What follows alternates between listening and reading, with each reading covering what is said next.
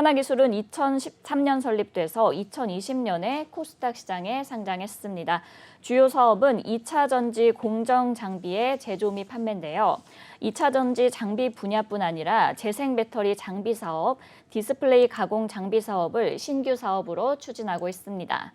국내 고객사로는 삼성 SDI, LG 에너지솔루션, SK 이노베이션을 확보하고 있고요. 해외 고객사로는 일본의 무라타, 태국의 GPSC 등을 확보하고 있습니다. 회사는 조립 공정, 화성 공정, 팩 조립 공정, 장비 및 검사 장비를 제작 납품하는 등 국내 유일의 2차 전지 풀라인 장비 제작 시스템을 구축하고 있습니다. 최근 실적도 한번 확인해 볼게요. 2021년도 연결기준 매출액은 1,130억 원, 영업 손실 49억 원을 기록했고요. 당기 순손실은 28억 원을 기록했습니다. 매출액은 전년 대비 28.3% 증가했고 영업 손실은 10% 증가했으며 당기 순손실은 90.6% 감소하면서 적자를 지속하고 있습니다.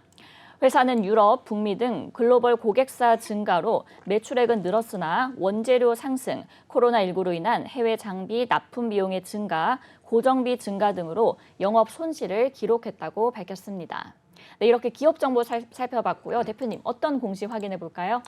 네, 바로 어제였습니다. 회사 유형자산 양수 결정을 했는데요. 내용 보도록 하겠습니다. 주요 사항 보고서입니다. 유형자산의 양수 결정입니다. 유형자산, 자 우리가 용어가 좀 어려운데 형태가 있는 자산을 인수했다.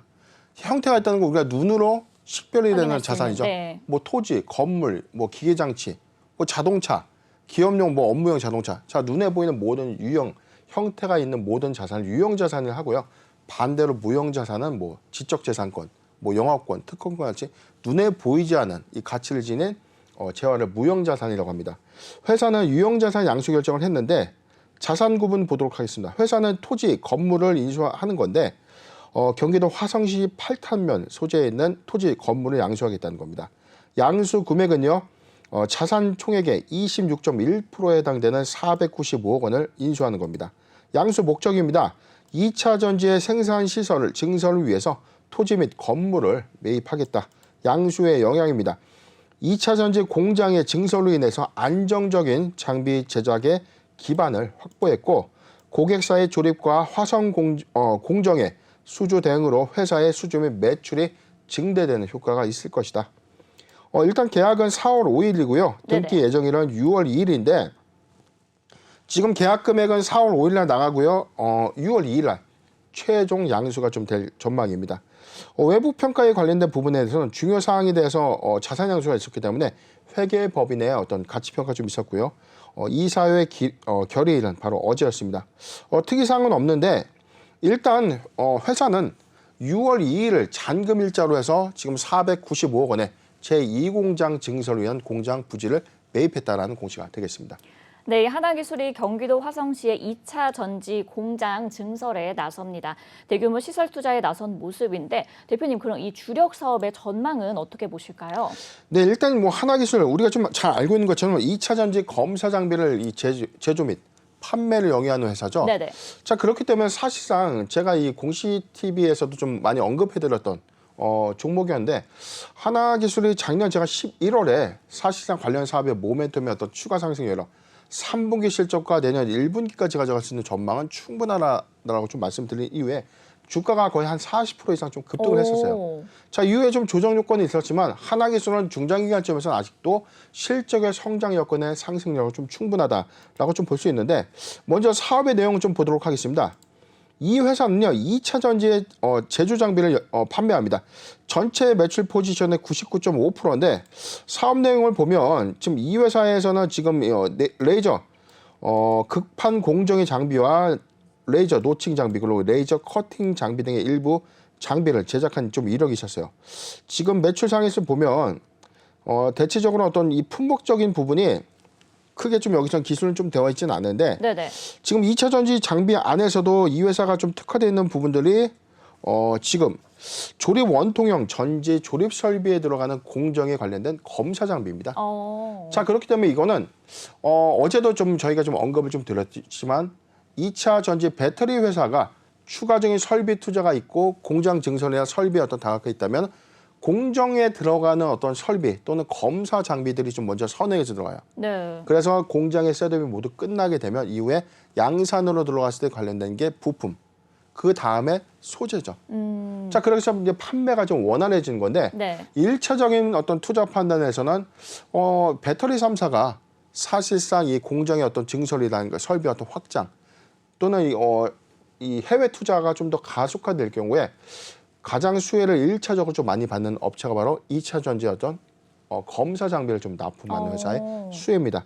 자, 이런 관점들 때문에 사실상 2021년도에 미국과 유럽의 2차 전지 어떤 설비 투자가 증가할 수밖에 없었죠. 네. 그렇기 때문에 이 회사의 어떤 수주의 어떤 잔고도 크게 좀 늘어나고 있는 상황이기 때문에 오히려 지금 제품 매출 포지션만 좀 보더라도 2019년도와 2020년도 그리고 2021년도 3기년도의 어떤 매출 성장만 좀 따로 놓고 보더라도 2019년도 592억 대비 지금 2021년도엔 1,129억을 좀 기록한 실적의 어떤 성장이 너무 빠르게 좀 확산되고 있는 거죠. 그런데 지금 예상된 실적은 2022년도에도 오히려 확장성을 좀 더 크게 가져갈 수 있는 전망치가 좀 나오고 있는 상황입니다. 네, 이 시장 성장 기대감은 좀 본업과 신사업이 모두 밝은 편인 것 같은데 이 대표님이 말씀해 주신 것처럼 이 실적 부분 한번 이야기를 나눠볼게요. 실적이 좀 적자가 난 상황이에요. 근데 이게 좀 아쉬운데 그렇다면 올해 이제 호실적을 기대할 수 있을까요?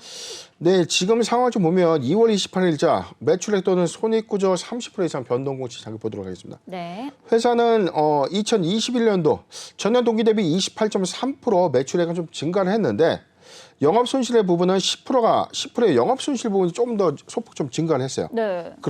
그리고 단기 순손실의 규모는 90.6% 좀 손실이 좀 크게 좀 감소하면서 실적 개선 효과는 좀 있지만 그래도 적자를 좀 지속하고 있는 흐름인데 자, 그러면 사업의 어떤 본연의 본질을 우리가 좀 파악을 해봐야 됩니다. 왜 매출액은 증가했는데 수익성의 관점에서 어떤 수익이 좀 안 나는 것인가? 네. 이렇게 보셔야 돼요. 장비의 경우에는 설비 투자의 어떤 선행 이후에 이제 선입이 됩니다. 그래서 비용은 선투입이 되고 이후에 검사 장비의 어떤 테스트가 완료되고 난 이후에 납품 검수 과정까지 모두 거치고 난 이후에 잔금이 들어오는 어떤 구조예요.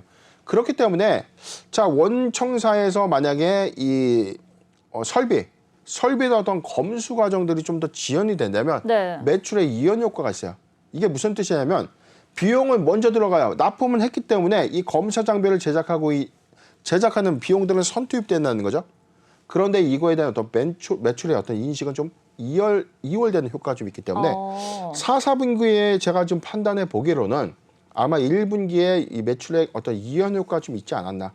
그렇기 때문에 5월 15일 1분기 실적 보고서가 좀 많이 저도 좀 기대가 되고 있는 상황이기 때문에 아마 1분기에 영업손익의 어떤 개선 효과, 영업이익으로 어떤 전환 효과가 있다면 이를 통해서 어떤 단기적 모멘텀을 좀 작용되지 않을까 예상해 봅니다. 네, 이 장비주의 특성상 이제 비용이 선투입된 요소라서 지금 적자가 나온 것이라고 말씀을 해주셨고 1분기 실적 보고서를 한번 보고 이제 기대를 해보시면 좋을 것 같습니다. 대표님 그리고 이 새로운 먹거리인 폐배터리 재활용 사업에도 이제 진입을 하면서 관련주로도 주목을 받고 있거든요. 이 부분에 대한 전망은 어떻게 보실까요? 네, 일단 뭐 사업 보고서 자체에서는 지금 뭐 신규 사업에 관련된 내용들이 좀 많이 기재는 좀 안 돼 있어요. 그렇기 때문에 이 회사가 좀 영위하고 있는 사업 부분에 대해서 많은 의문도 좀 있었거든요. 그럼에도 불구하고 2차전지 장비를 제조 납품하는 이 회사가 최근에 이 폐배터리 관련된 사업, 폐배터리 이제 관련주로도 좀 부각이 됐었고 최근에는 전고체 배터리 관련주로 좀 부각이 됐었는데 자, 두 가지는 이렇습니다.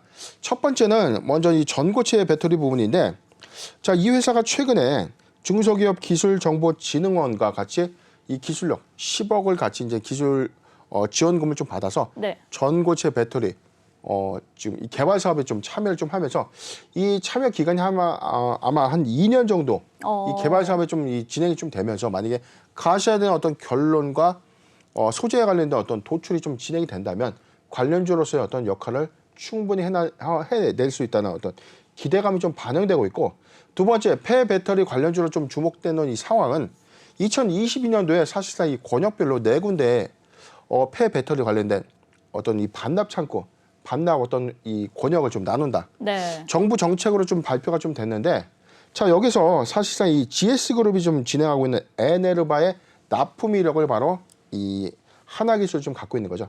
그렇기 때문에 이 납품 이력이 좀 부각이 되면 만약에 관련된 사업이 좀 더 가시화가 된다면 오히려 장비의 어떤 확장 매출이 가능해지지 않을까라는 어떤 기대감이 반영되는 어떤 흐름이 아닌가 예상해 봅니다. 네, 이 폐배터리 재활용 사업의 전망에 대해서도 좀 긍정적으로 짚어주셨는데 대표님 그럼 끝으로 이제 투자 전략도 한번 제시 부탁드릴게요. 네, 하나기술의 경우에는 사실상 2021년도, 2020년도의 어떤 주가 흐름을 보면 사실상 주가의 어떤 널뛰기 그림이 좀 많아요. 오히려 좀 차트의 어떤 추세적으로 좀 보면 네, 굉장히 상승과 하락 추세를 좀 지속 반복하는 어떤 흐름들을 계속 보여주고 있는데 네네. 이 부분이 2021년 11월 기점으로는 주가가 좀 오히려 낙폭을 좀 크게 좀 가져가는 구간이 좀 있었죠. 작년 11월 19일 날 제가 이 추천가를 좀 제시해 드렸던 부분이 47,000원에서 51,000원 구간을 좀 제가 매수 추천가를 좀 제시해 드렸거든요. 네, 자, 이후에 주가는 많이 올랐네요. 실적적인 어떤 요인으로 해서 거의 뭐 40% 정도 상승하는 어떤 모멘텀 부분이 있었지만 최근에 어떤 상승 흐름에서는 박스권 안에서 충분히 어떤 57,800원을 좀 지지해 주면서 주가 상단이 좀 있지만 네네. 2022년도에 1분기에 영업계산 효과가 좀 더 있다면 2022년도 사상 최대 실적 부분 가져갈 수 있다면 추가적인 상승은 충분하다. 여력은 좀 충분하다 좀 보고요. 네. 보유자관점 먼저 의견을 좀 제시해 드리겠습니다. 64,500원. 64,500원이 이탈되지 않는다면 보유 의견 좀 제시해 드리고 매수하기 좋은 구간 6만 원, 6만 원에서 64,000원 구간. 6만 원에서 64,000원 구간 포트 비중 5%의 분할 매수 의견을 좀 제시해 드리고 만약에 6만 원이 이탈된다면 57,000원. 57,000원에서 6만 원 구간은 적극적인 매수 구간 포트 비중 10%의 추가 분할 매수 의견을 제시해 드리겠습니다. 네, 64,500원이 이탈되지 않는다면 보유하시면 좋을 것 같고요. 6만 원에서 64,000원 매수하기 좋은 구간 포트 비중 5%의 분할 매수 의견 주셨습니다. 6만 원이 이제 이탈된다면 57,000원에서 6만 원까지 적극적인 매수 구간까지 추천해 주셨습니다.